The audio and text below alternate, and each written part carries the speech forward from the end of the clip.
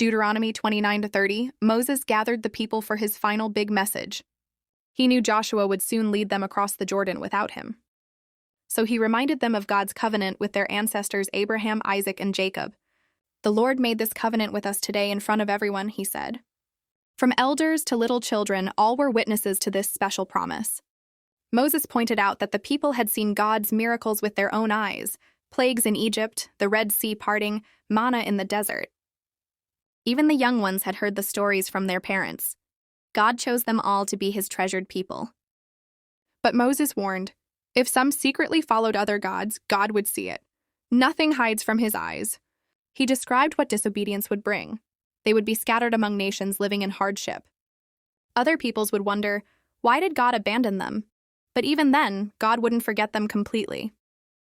In their trouble, they would remember the commands and say, "It's because we disobeyed." Then came a huge message of hope. When all this happens, if you return to the Lord your God and obey him with all your heart and soul, he will bring you back. He will gather you from all lands where you're scattered. He will restore your joy and bless you even more than before. God's mercy means he always forgives those who truly turn back. Moses summed it up powerfully. Today I set before you life and prosperity, death and destruction.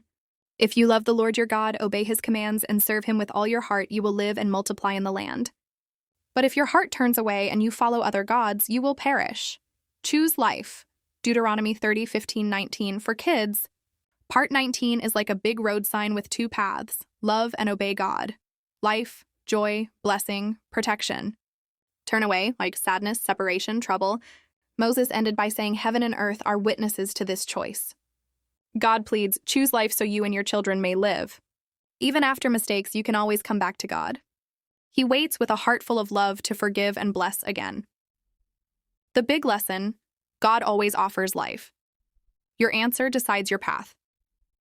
Choosing God means choosing real life, full of his presence and goodness forever.